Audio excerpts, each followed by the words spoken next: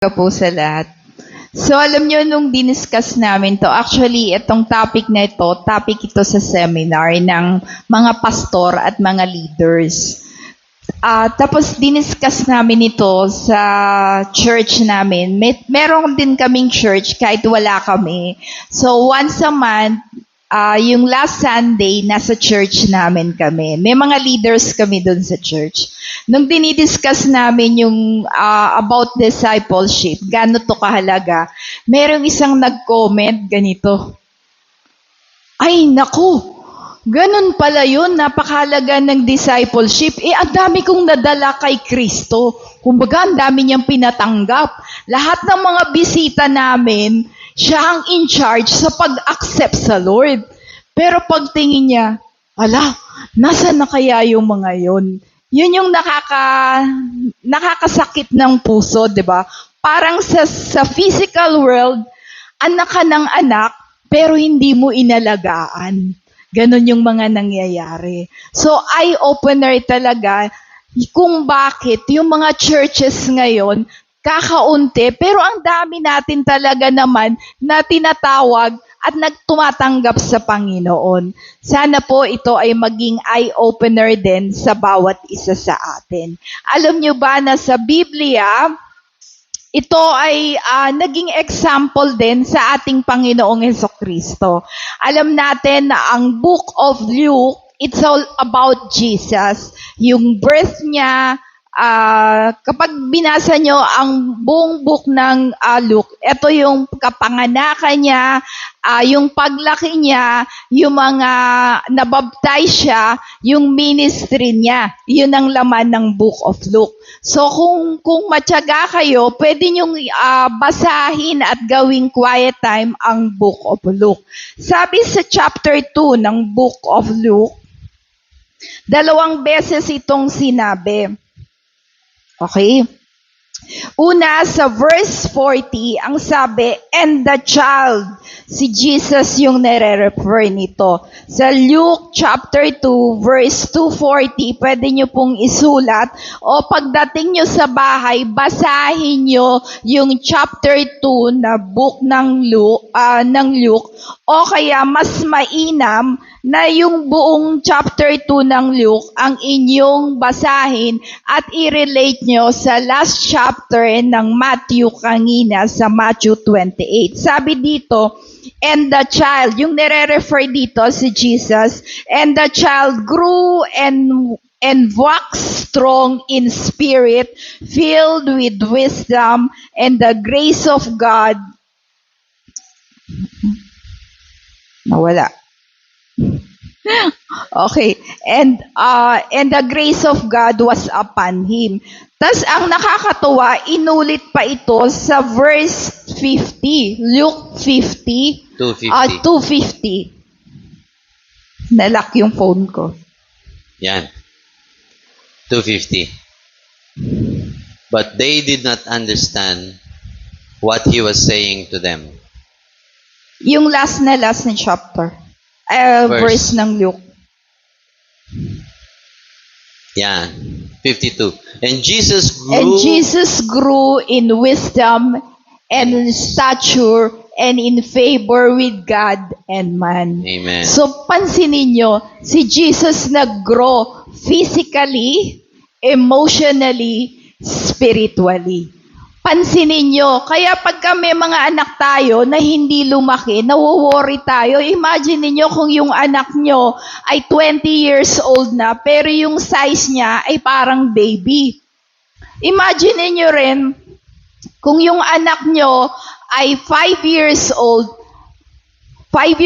na, pero 20 years old, di pa siya lumalaki. Diba? Physically alarming. Nakakatakot din kung yung anak natin ay 12 years old, pero hindi pa siya makapagsalita. O pwedeng 25 years old, pero yung isip niya ay pang 10 years old. Physically to.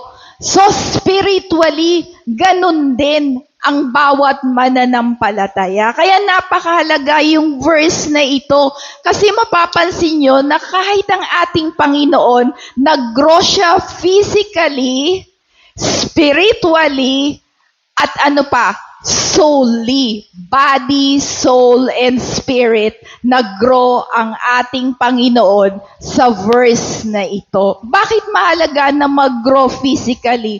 Alam nyo, tinatanong ko to sa Lord. Alam nyo kung ang Lord hindi siya nag-grow physically, palagay nyo na-carry niya yung cross. Tanong ko, kung ang katawan niya ay pang 12 years old nung nakita siya sa templo, kasi 33 years old ang Lord nang namatay. 30 years old siya nang nabaptize ng banal na spirito sa Jordan River, nasa Book of Luke pa rin. Kaya niya kayang dali ng cross niya? Kaya niyang gawin ang pinagagawa ng Lord? So mga kapatid, physically, kailangan din tayo na mag-Kristiyano ay mag-grow physically. Kamusta po ba yung lifestyle natin? Natutulog po ba tayo ng tama? O nabibisi tayo sa mga bagay na hindi pagkadapat pagkabisihan? Nag-e-exercise po ba tayo? Kumakain po ba tayo ng tama o nagkataon na puro binibigay o nakakain natin ay bawal, kaya puro aray-aray ka na. 40 years old ka pa lang, aray-aray ka na. Di ka na makatakbo, di ka na makaakyat. Pag sabi ng Lord, anak, dadalin kita, kailangan mo umakyat sa bundok ng Multalban. Lord, hindi ko kaya. Hinihingal na ako. 60 years old ka pa lang, hindi ka na makaakyat sa bundok. Sakit, di ba? Kasi ang Lord, pinag-prepare. He grew in stature physically. Sabi ko nga, nung nakita namin yung Jerusalem, sabi nung tourist guide namin, aside from being a carpenter, kasi puro bato doon. So, mason ang Lord. Possible kung ako ang nag-iisip, nung tinitingnan ko, kasi walang masyadong bahay na katulad sa atin, puro mga bato. Baka ang Lord, pag masonry ang kanyang ginawa, pagtitibag ng bato, actually paggawa ng bahay. Kasi puro bato yung mga bahay doon. Imagine niyo kahit gaano ang hirap ng Panginoon na ipinrepaire siya na pagdating ng 30 years old, kaya niyang maglakad ng milya-milya ng kabilang bayan nang walang kotse, nang walang kabayo, naglalakad lang siya. So, the Lord was prepared physically. So, ano pa? Emotionally. Kasi did yung ba napansin nung dinala sila, yung story dito sa Luke, si Jesus, nung napunta siya sa temple, alam niya lahat eh. Alam niya yung word of God. Well-versed siya. Pero prepared siya, sumunod sa nanay niya. Kasi, anong ginawa niya nung nawala siya sa temple? Kasi Passover yon, inobey nila ng parents niya, yung Passover, feast yon, parang Holy Week yun sa atin. Kasi sa atin, namatay na si Jesus, kaya Holy Week. Sa kanila, hindi pa. Ito, sineselebrate nila yung Passover, yung pagkalaya ng mga Israelita sa Ehipto. So, nagpunta sila doon para i-celebrate yung Passover. Pero dahil si Jesus nga, napunta siya sa templo, ang daming tanong, sinagot niya. Pero nung after ilang days, actually 3 days, nakita ng parents niya wala, tapos binalikan siya, nakita siya sa temple. Sabi niya sa nanay niya, ba't na ako hinahanap? Diba? And yet, diba, pansin niya, shortcutin ko na, pinauwi siya ng nanay niya. Ginawa niya, sumunod siya. Hindi siya nagtantrum. Hindi nagtantrum. May mga tao sa atin na kahit na tayo ay matured na physically, pero matantrums pa tayo, disobedient pa tayo sa parent. So I believe the Lord was taught on disciplining His emotions. Kasi pag babasahin niyo yung Biblia, may mga time, alam niya kung kailan siya magagalit, alam niya kung kailan siya magsasalita. Alam niya kung kailan siya tatahimik. And I believe yung 12 years old ng Lord hanggang 30 years old, hindi lang siya nag-grow physically, but He grew emotionally. Na-control, tinuruan yun. Tinuruan. Kanina niya natutuhan yun? Sa father niya at sa mother niya and the people around him. Ano pa? Yung last, spiritually. Napansin niyo ba na sa mga turo ng Panginoon lagi, sinasabi niya na ang obedience ay napakalaga at lagi niyang nare-recognize na ang Father in heaven, kilala niya.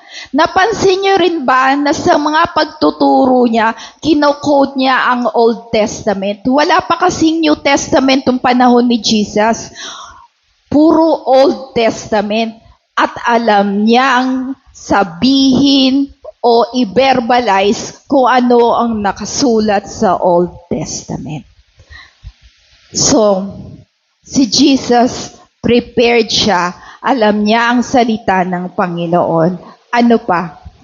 Alam niya rin kung paano mag-pray. Sa lahat ng ministry niya, napansin niyo, tatakbo siya either sa gabi para makipag-fellowship sa Father in heaven. So mga kapatid, kung ang ating Panginoon, binigyan niya tayo ng example kung paano tayo mag-grow. At bago niya sabihin ang salitang ito, the Lord prepared him body, soul, and spirit. Mga kapatid, hindi po tayo mas magaling sa Panginoon. Alam niya kung, kasi nung nandito siya, 100% man si Jesus. Alam niya lahat ng mga pinaghihirapan natin. Alam niya yung lahat ng kinaiinisan natin na ayaw nating sundin sa nanay natin. Alam niya yung gustong-gusto mo nang sagutin yung tatay mo, nanay mo, o yung teacher mo. Alam niya yan lahat. But He learned sa mga time na kailangan niyang mag-grow sa Panginoon. So mga kapatid, wala po tayong pinagkaiba. Nawa po ang lesson ng paglaki ng ating Panginoon ay maging lesson natin. Hindi po ito biglaan. Ito ay process. 18 years from baby to 12 nang lumabas si Jesus sa Biblia. And then 12 hanggang 30, hindi ba kayo nagtanong kung anong ginawa ng Lord? Ako tanong ako, anong ginawa mo dito sa time na to? Every time na nagbabasa ako ng Bible, Lord, anong ginawa mo sa time na to? Pinrepair siya. At pagdating sa ministry, walang kahit na isang maibutas sa kanya, kahit siya ay 100% man living on earth. Si Jesus ang ating example sa mundong ito. Kaya napakahalaga mga kapatid, mga kananayan, katatayan, yung mga kahit bago lang kayo na born again, we need to be discipled. Amen. Kasi si Jesus, na-disciple siya sa lahat ng aspeto ng buhay niya. So kung meron kayong time, o pwede jogging kayong mag-ama, mag-ina, mag-barkada, jogging kayo, afternoon, mag-aral kayo ng salita ng Panginoon. Walang imposible sa Panginoon kung ito ay gagawin nating intentional. Amen. Intentional. So, kung kayo naman, yung basketball, one way of discipling din to, hindi sapat yung dinala kayo rito, tapos na. Okay? Totoo, ang ating kaligtasan ay libre. Pero alam niyo ba, may kultura kasi ang mga Jew. Nabasa ko ito nung nag-aaral ako ng Biblia at at the same time, narinig ko sa isang preacher. Yung mga Jew, hindi pala inaalaw yung mga anak nila na basta-basta mag-engage sa business nila. Kung halimbawa may negosyo sila, kailangan munang mag-mature yung mga anak nila bago sila ipakilala sa sambayanan na, eto ang anak ko, kung ano man ang meron sa sambayanan nito o sa negosyo, pareho kami ng level, siya ang representasyon ko. Ganon yung mga Jew. So may mga times na nag-question ako, kaya pala ganon na ang Lord ipinrepair ang si Jesus ng magulang niya para sa business. Ang business niya ay ang kaligtasan ng tao. Amen. Mga kapatid, tayo, ang business natin, Disciple. humayo tayo, hindi siya period. Humayo tayo at gumawa tayo ng disciples natin. Hindi natin, kundi disciple ni Kristo. Kaya kung may mga anak pa kayo ngayon, kung tatay ka o nanay ka, simulan mo na mag-attend sa church ng discipleship training para yung mga anak mo, mai-disciple mo, mai-prepare mo rin. Alam ko sila Kuya Rolly, na may mga discipleship training sila. Anong pinag-aaralan? Paano ang mag-obey? Kasi sabi dito, lahat ng bagay na natutuhan kay Kristo ay sundin. Anong susundin mo kung hindi mo alam kung anong iniuutos niya? Kung hindi mo alam ang word ng Lord. Wala tayong susundin. Sundin natin ang sarili natin. Diba? Ganon din sa mga magulang. Ano ipasusunod mo kung di klaro instruction mo sa iyong mga anak? Okay? So, ine-encourage ko po ang bawat isa na ngayong araw na ito, magpe-pray tayo na i-dedicate natin yung sarili natin na Amen. tayo ay maging disipulo ng ating Amen. Panginoong Jesucristo. At hindi lang tayo makontento na disciple, kundi maging discipler din tayo at the right time. Hindi yun bigla. Ngayon, nag-aral ako, pinanganak ako, naging born again ako, ngayon na, discipler na ako.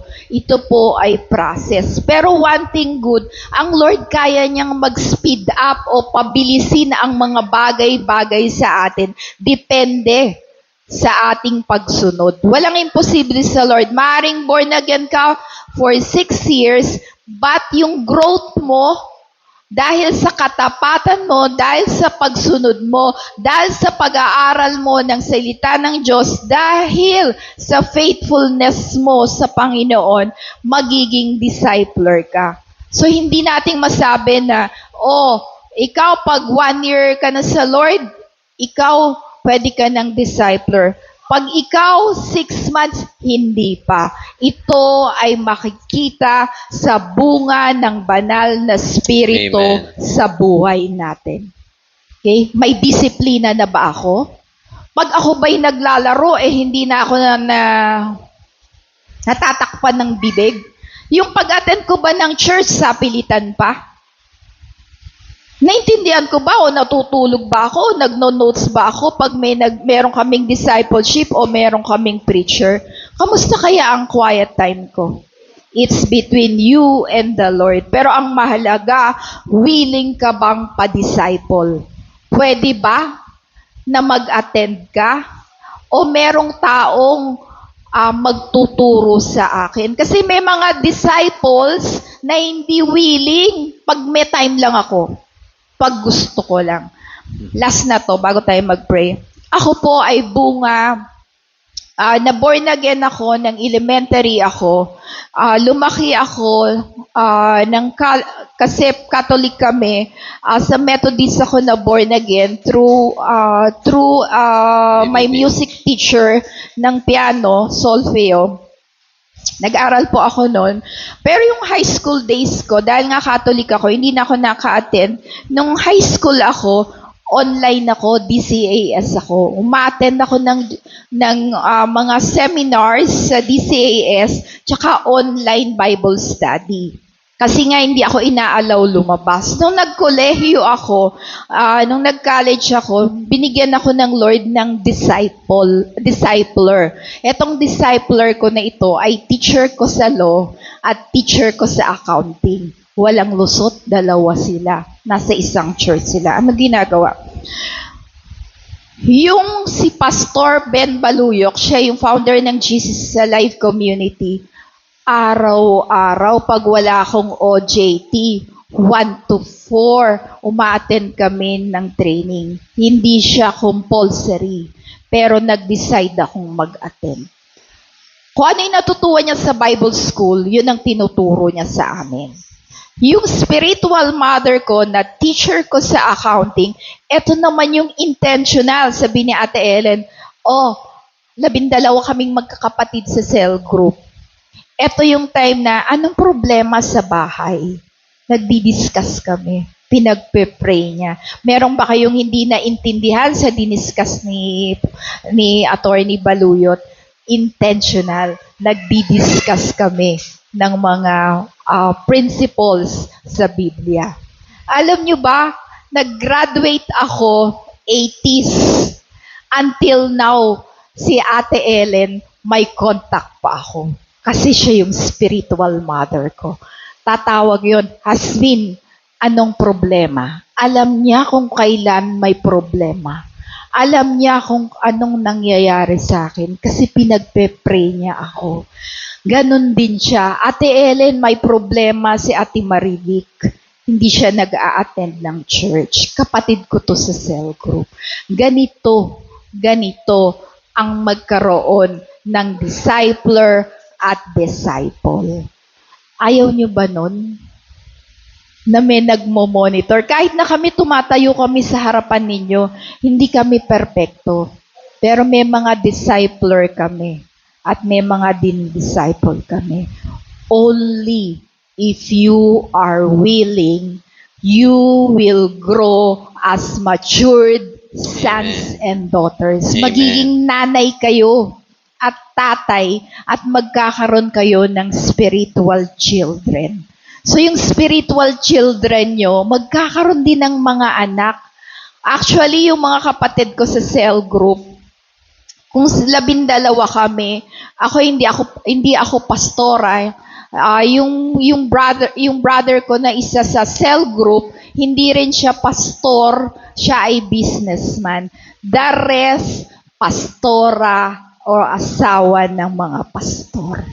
So ganun ka-effective ang mga nagpapasakop sa isang Amen. discipleship. So, intentional ito. Sa simula, mahirap. Kasi sa akin, problema ko, naghahabol ako ng scholarship. Wala kaming pambayad ng tuition pag di ko na-maintain ang 175 partial scholar o 1.5 na average ko sa buong semester para sa full scholarship. Pero hindi ko neglect, hindi ko inuna ang aking, kumbaga yung scholarship. Nakatapos po ako ng pag-aaral, nakapunta ako sa magandang trabaho na nagdulot din upang makapagbiyahe ako sa iba't ibang lugar at pati ang pamilya ko ay na-bless ko. Yun po, kung uunahin natin ang ating Panginoon. Hindi yun fake. Hindi yun, kumbaga, sabing bibig lang dahil ito po ay na-experience ko. So mga kapatid, sina-challenge ko po ang bawat isa na kung kayo ay willing na magpa-discipler at in the future ay maging disciple, magtanong kayo kila pastora, Pastora, meron na po bang discipler na pwede akong i-disciple? Amen. At Pastora, willing po akong maging discipler. Hallelujah. Ano po ang kailangan Amen. kong Amen. gawin? We need to decide and spend time. Yes. Wala po, isang last. Alam nyo ba na sa dami ng problema natin, sa dami ng hirap na pinagdadaanan natin, sa dami ng konsumisyon na pinagdaanan natin sa ating buhay, walang pagkakamali ang Lord.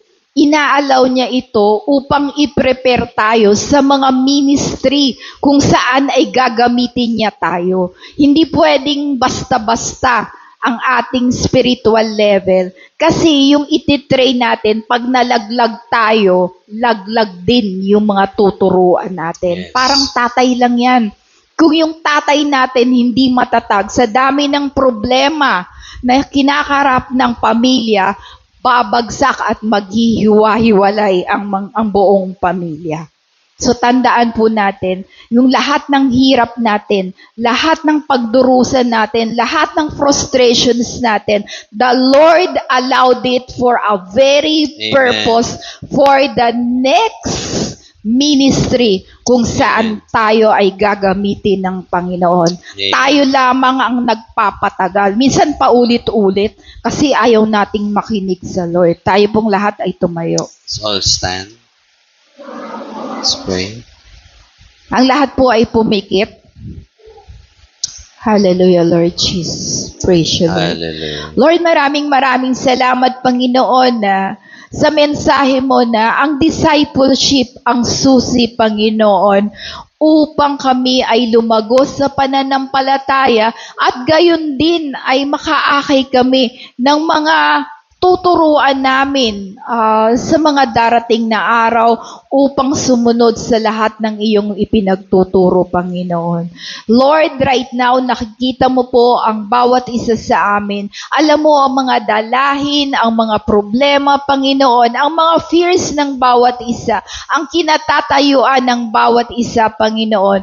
Lord, walang aksidente sa buhay ng bawat Yes, isa. Lord. Ang bawat isa itinalaga mo, inalaw Amen. mo ang mga problemang ito Yes. upang kami ay ihanda sa mga susunod na araw kung saan ang ministeryo mo ay magagawa namin Yes, ng Lord. walang pangamba, walang takot, Yes, pag-aalinlangan, Panginoong Thank you, Jesus. Jesus. Lord, sa oras na ito, nakikita mo ang aking mga kapatid, Panginoon. Marami silang pinagdaraanan sa buhay, kabila-kabila, Panginoon. Father, in the name of Jesus, we pray, O In the Lord, name that of each one of us, ang bawat the isa name sa of amin, Jesus. ay makita ang Amen, lesson Lord. na ibinibigay mo sa Yes, mga Lord. bawat dalahi ng aming Yes, buhay, Jesus. Panginoon. Yung mga nakakairita na mga kliyente, Panginoon. Yung mga kamag-aral na nakakatempt, Panginoon. Yung mga problema sa bahay na hindi matapos-tapos, Panginoon. Yung mga sakit na hindi namin maintindihan, pinagpe-pray, ngunit hindi gumagaling, Panginoon.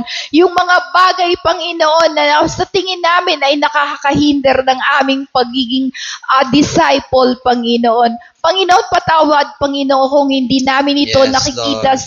sa mata Yes, ng iyong Jesus. pananaw, Panginoon. Forgive us, Hayaan Lord. mong makita namin, Thank you Panginoon, for your ito. forgiveness. Yung mga sa pangananaw mo, Panginoong Jesus. Thank you, Patawad, Jesus. Panginoon, sa aming pagkukulang, Thank you, Panginoong Jesus. Jesus.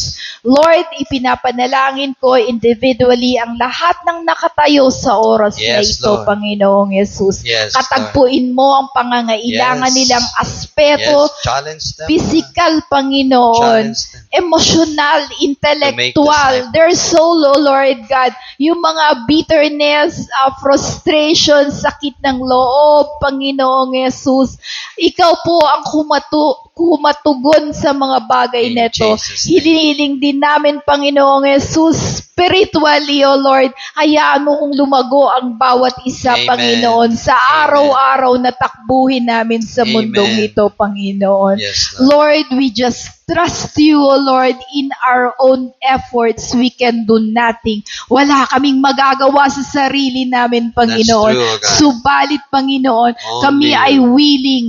Kami Yeah, ay willing. things Mga kapatid, you kung made kayo ay possible. willing upang maging disipulo ng ating Panginoon, habang ang lahat ay nakapikit, ay itaas nyo ang inyong kanang kamay. Yes, Lord. Bless Lord, these people. yes, Lord. Yes. Willing kaming Thank you maging for that disipulo hands, O mo, God. Panginoon. As we Thank raise you, our Jesus, hands, it is a sign that of commitment. surrender, O Lord. Yes, Hindi namin Lord. kayang gawin Yes, kung anong Jesus. oras ito, Panginoon. this man. Pero nakikita mo ang Bless this aming woman, mga O God. puso na kami ay Hallelujah. willing maging disipulo Thank you mo, for these hands, O Panginoon. God. At even Thank we you are for these willing souls, to O be God. disciples, O Yes, Lord. Lord. Lord, ikaw gumawa ng Yes, milagro yes, Lord. sa buhay ng Jesus. bawat isa. Ayusin mo ang mga In bagay-bagay Jesus' name, sa yes. buhay ng bawat isa. Yes, narito kami, Panginoon. Yes. Habang kami ay nagtataas Yes, ng Lord. kamay, ang Yes, lahat ay Lord. We are nakapikit. here, Lord. Yes, Lord, I We are am your willing to be disciples. discipled, O Lord. Yes, I am Jesus. willing to be a discipler, Panginoong Yes, Jesus. Lord, salamat. Salamat, Lord. Panginoon. At alam Thank mo, you, at Jesus. nakita mo ang mga kamay ng anak mong nagtaas ng kamay. Pwede na po nating ibaba ang ating kamay. Lord, ipinapanalangin ko ang mga nagtaas ng kamay, Panginoon, na sila ay lumapit sa pastor, Panginoon. Maring hindi sabay-sabay ang oras ng pagdi-disciple. Ikaw po ang mag-decide para sa kanila. Ikaw ang kumausap sa kanila, Panginoong Yesus. Ipinapanalangin ko rin, Panginoon, ang buong simbahan na ito, Yes. Panginoon. Yes, Patatagin Lord, in mo ang Jesus' name. discipleship In ministry Jesus' name we sa pray. church na ito. Ito ay hindi Strengthen your ministry, discipleship Panginoon, program in kundi this ito ay mandate mo. Ito ay kautusan mo, Panginoong Yes, Jesus. yes, Lord. Lord, italaga mo ang mga disciplers sa church na ito who are Hallelujah. willing to spend time with Hallelujah. these children Yes, of yours, yes. who are It's about willing time, to be God. discipled, It's O about Lord time, God. Lord. Maraming salamat at alam ko na ang mga tatay at nanay, Panginoon, ay sisimulan mong maging disipulo sa Hallelujah. kanilang pamilya, Amen. Panginoong Jesus. Amen. Lord, bring these fathers and mothers in the church to be disciples so that they can be disciplers of their children. Yes. Makakapag-disciple sila ng kanilang mga anak, Panginoong Amen. Jesus. Lord, salamat, Panginoon, at ang bawat babae, lalaki, bata man, may pamilya man wala na nagtaas ng kamay, nakita mo ang makamay nila, Panginoon. Ito Amen. ay tanda ng pagsuko sa iyo. Yes. Pagsuko, Panginoon, sa iyo, Yes. Panginoon. Salamat sa kanila who are willing to say yes to your commissioning, O Amen. Lord God. Amen. Lord, maraming salamat at alam ko na meron din mga kananayan at katatayan na may mga pinagdadaanan, Panginoon. Father, in your richest glory, O Lord, in heaven, let your kingdom come here on earth as it is in heaven, O Lord. Amen. Bless them. Bless them materially. Bless them physically. Heal them of any sicknesses and even their households, so Lord God. Lord, walang imposible sa iyo. Meron ka lang itinuturo sa bawat isa, Panginoong Jesus. Lord, hayaan mo rin, Panginoon, na yung may mga negosyo ay pagpalain mo, Panginoon. Lord, alam namin na napakahirap ng panahon, subalit sa mga anak mo na nagtitiwala, walang problema sa trabaho, Amen. Panginoon. Walang problema sa pagninegosyo, Amen. Panginoon. Walang problema sa material na bagay at sa Amen. lahat ng aspeto ng buhay, Panginoong Jesus. Because Jesus is greater than He that is in the world, O Lord. Hallelujah. Kailanman na hindi kami magagapi ng kadiliman sa mundong Yes, ito. Lord. And we will arise, O Lord. Yes. We will arise, O Lord.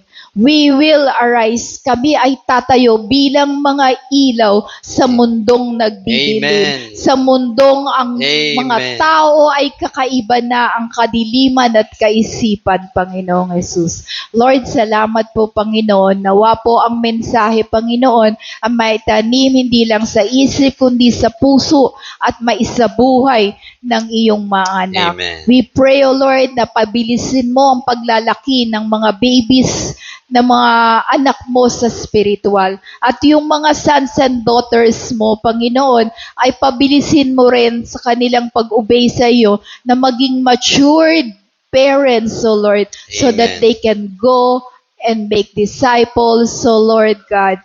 Maraming salamat, Panginoon. Walang aksidente sa iyo. Salamat, Amen. Panginoon.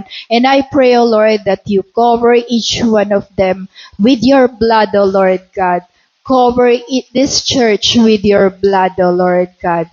Maraming salamat. Ito ang dalangin namin sa aming Panginoong Hesukristo. Amen. Amen. Amen. Amen.